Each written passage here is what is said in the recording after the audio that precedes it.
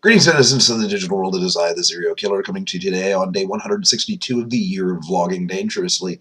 And today I'm not going to talk about news. I'm not going to talk about anything goofy, anything like that. No, today is going to be a talk about plans. And plans, well, they never survive in the implementation. You can plan something down to the finest of details. You can have everything laid out just right. You can have your team picked, your people ready to go, and the moment you start down the path, it's going to fall apart. And you just got to be ready for it and roll with it. Now that applies, be it on the battlefield of a live-action role-play environment, and where people are used to rolling with it but still kind of don't, to trying to take leave, or to running a game. Today was the first, running a role-playing game. Today was the first day of a not quite weekly, but as often on Sundays as I can possibly run it, campaign of Shadowrun, which is one of the games I love to play, or I love the system. Absolutely love it. It's a cyberpunk fantasy system that I've always been collecting the books. I have every book they've had since the 3rd edition, with the exception of a few small piecemeal ones that are hard to get a hold of or just sucked.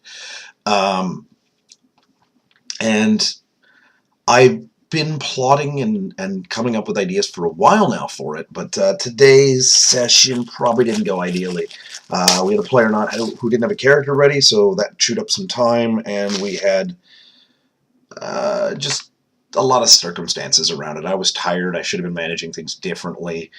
I got called into work this morning on a day off again, just for circumstances that happened. All of it is like, all of these things, though, I'm not letting them stress me out anymore. Usually I'd freak out, I'd be unhappy, and I'd be bitter and angry at a lot of these things that are, where these plans fall apart. I've learned to chill, and I've learned to understand that planning is kind of a de-stressing thing. And every plan you have, you've got to build yourself room for it to go 100% wrong. And if you acknowledge that, things go better. They go chill. They actually, not only do they go better because you're less stressed out and you're able to pay attention to detail, but you're able to roll and jump and do things differently. And that's a very good key to keeping yourself stress-free, or focused in the right kind of stress, and to keep yourself down that path of success. Because if you're able to adapt to things and people don't realize you've had to adapt, it's seamless. They'll think you knew what you were doing all along. And that's the great con. That's the great con of being someone who plots and plans and does things like that, is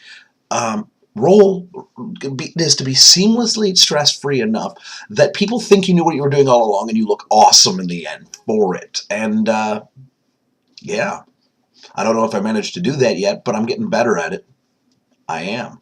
And I think that's all I'm going to talk about today, because yeah, fuck it. I'm tired. I might have to go into work again tomorrow.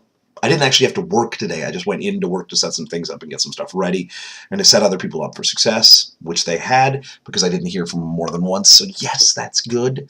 But I may be called in tomorrow, because tomorrow's going to be a bit of a stressful day for some people at work, and yeah, that means they tend to want more people around to be stressed out, even though they're not necessarily needed. But that's the case. That's okay. Circumstances are a bit fucked. So as usual, I have been the Serial Killer. Questions, comments, concerns, death threats, put them in the comment section below, and I will talk to you tomorrow.